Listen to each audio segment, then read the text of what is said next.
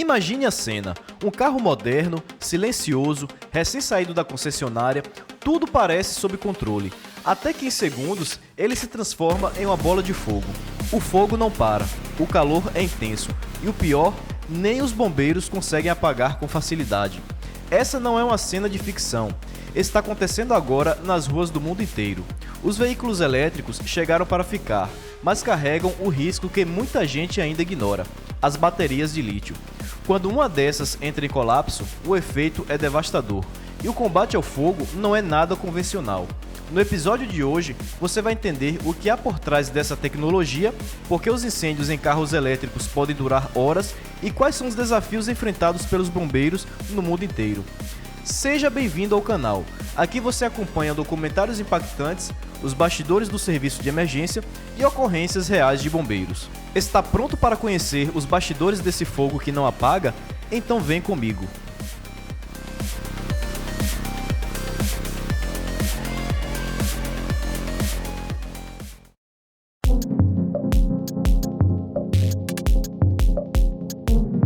Por fora, eles são silenciosos, modernos e prometem um futuro mais limpo. Mas por dentro, os carros elétricos escondem uma engenharia tão sofisticada quanto perigosa, capaz de oferecer energia para mover cidades ou de gerar incêndios praticamente incontroláveis. Para entender por que um carro elétrico em chamas representa um dos maiores desafios da atualidade para os bombeiros, é preciso, além da superfície, olhar o que quase ninguém vê: a estrutura oculta que alimenta o fogo. No centro dessa tecnologia está a bateria de íons de lítio, mas ela não é uma simples bateria como a que usamos no controle remoto ou no celular. Estamos falando de uma verdadeira matriz de energia comprimida. O sistema começa com um pack de baterias, geralmente instalado no assoalho do veículo, uma posição estratégica para melhorar a estabilidade e otimizar o centro de gravidade. Dentro dele ficam vários módulos blindados, e dentro desses módulos há centenas ou até milhares de pequenas células de íons de lítio, dispostas lado a lado como se fossem fileiras de dominós energéticos. Cada célula é uma unidade química capaz de armazenar uma quantidade significativa de energia elétrica. Funciona assim: íons de lítio se movem entre dois eletrodos, o ânodo e o cátodo, através de um eletrólito, criando fluxo de energia que alimenta o motor do veículo. Quando tudo funciona como deveria, é uma maravilha da engenharia. Mas quando essa integridade é quebrada, seja por um dano físico, um defeito interno ou superaquecimento, entra em cena um fenômeno extremamente perigoso: o thermal runaway. O processo é brutal e praticamente instantâneo. Uma célula entra em colapso, gera calor intenso que atinge as células vizinhas, fazendo com que elas também entrem em combustão. Essa reação em cadeia se propaga célula por célula, módulo por módulo, até consumir todo o pack de baterias. E aqui está o detalhe que torna esse incêndio tão diferente de qualquer outro. Ao contrário dos incêndios tradicionais, que dependem de oxigênio do ambiente, as baterias de lítio produzem seu próprio oxigênio durante a reação química. O fogo se alimenta sozinho.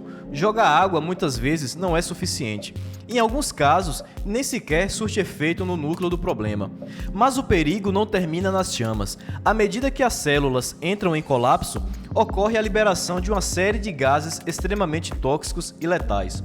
Fluoreto de hidrogênio, um gás corrosivo capaz de provocar queimaduras internas e externas, além de ser altamente tóxico para os pulmões. Cianeto de hidrogênio, letal em pequenas concentrações, e monóxido de carbono, gás asfixiante, já bem conhecido nos incêndios tradicionais.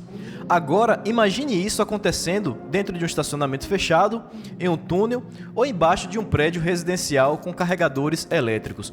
O risco se multiplica. E o desafio não é só controlar o fogo, é entender como ele se propaga dentro da própria engenharia do veículo. As chamas se movem por dentro dos módulos, a estrutura metálica pode explodir ou romper devido à pressão interna, fragmentos, calor extremo e gases tóxicos são projetados para fora do veículo. Por isso, os incêndios com veículos elétricos são frequentemente descritos pelos bombeiros como o fogo que não apaga. Existem casos documentados em que, mesmo após parecer controlado, o veículo voltou a pegar fogo horas ou até dias depois. A solução Nem sempre existe uma solução simples. Em muitos países, o único método eficaz é submergir completamente o veículo em um tanque com milhares de litros de água, por mais de 24 horas, para reduzir lentamente a temperatura do núcleo da bateria e interromper a reação em cadeia.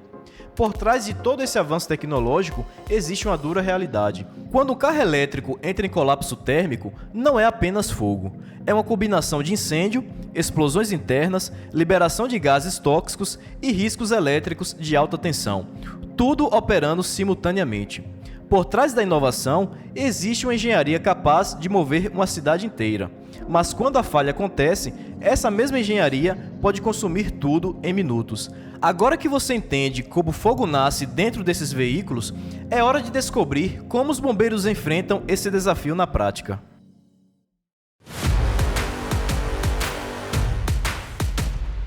Quando os bombeiros são acionados para um incêndio em veículo, o protocolo costuma ser claro: avaliar riscos, isolar a área e atacar as chamas com água ou espuma.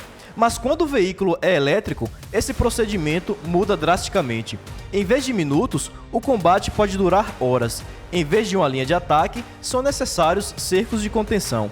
E em vez de apagar o fogo, a missão passa a ser resfriar uma reação química incontrolável. Em alguns casos, nos Estados Unidos, o Corpo de Bombeiros já utilizou mais de 30 mil litros de água para conter um único carro elétrico. E mesmo após o controle aparente, equipes precisam permanecer de prontidão por até 24 horas para evitar que o fogo volte, gerando a temida reignição. Por isso, cidades como Frankfurt, Oslo e Dallas e países como a Bélgica já adotaram containers de submersão móvel. Esses tanques permitem que o carro inteiro seja mergulhado em água, evitando o contato com oxigênio externo e reduzindo lentamente a temperatura da bateria. Mas o combate não envolve só água. Alguns países utilizam cobertores anti-chamas, feitos com material capaz de suportar temperaturas superiores a 1000 graus Celsius. Outros adotaram equipamentos de monitoramento térmico via drones, para evitar que o calor residual passe despercebido. Além disso, os bombeiros precisam saber como cortar o circuito de alta tensão, o que em muitos modelos exige conhecimento técnico do veículo e acesso ao manual do fabricante. Uma ação errada pode gerar choques elétricos fatais, mesmo com o carro aparentemente desligado.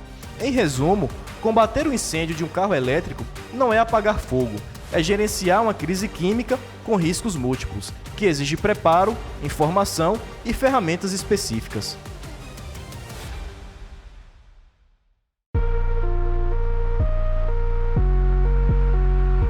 Quando os primeiros incêndios com carros elétricos começaram a surgir, muitas equipes de resgate perceberam que estavam diante de algo para o qual simplesmente não estavam preparadas.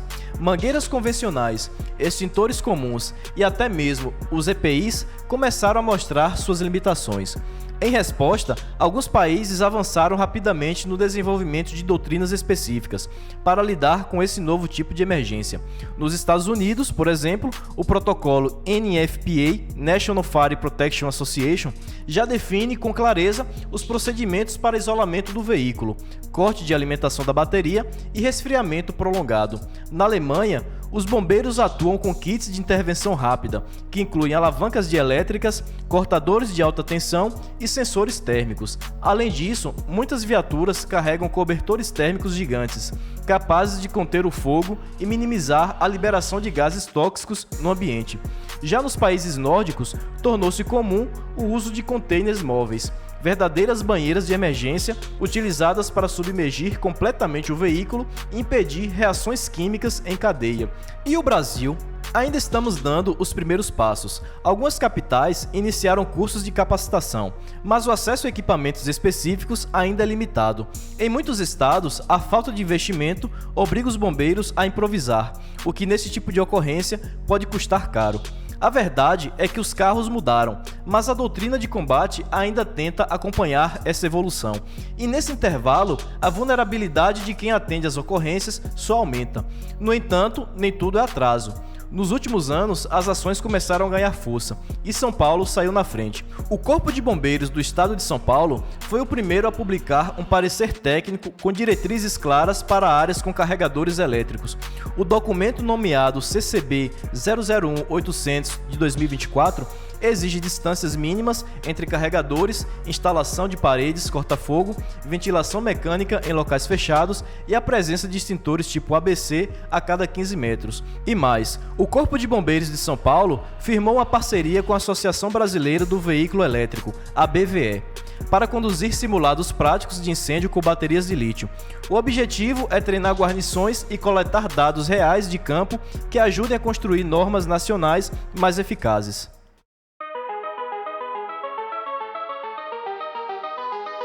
A introdução dos veículos elétricos representa um avanço importante na mobilidade urbana, um marco no caminho para cidades mais limpas e sustentáveis.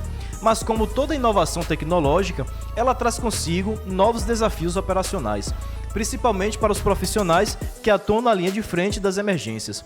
No Brasil, esse processo de adaptação já está em curso.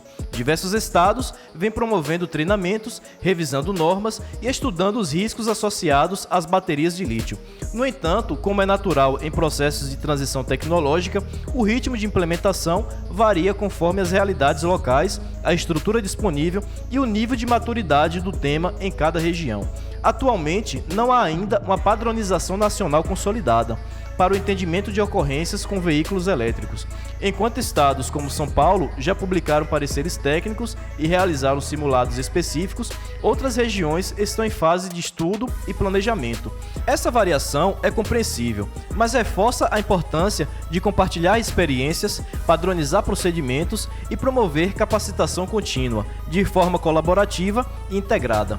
Além disso, ainda são limitadas as campanhas públicas de conscientização voltadas a motoristas, síndicos de condomínios e empresas, com orientações sobre os cuidados relacionados a carregadores e baterias de alta tensão.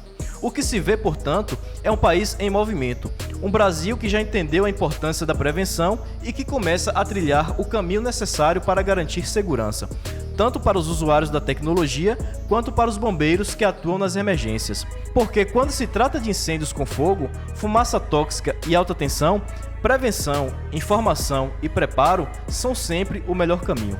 Se você gostou desse conteúdo, compartilhe, comente e inscreva-se. E lembre-se, o futuro pode ser silencioso, mas a prevenção precisa ser ouvida agora. Deixo na tela outros documentários para você conferir.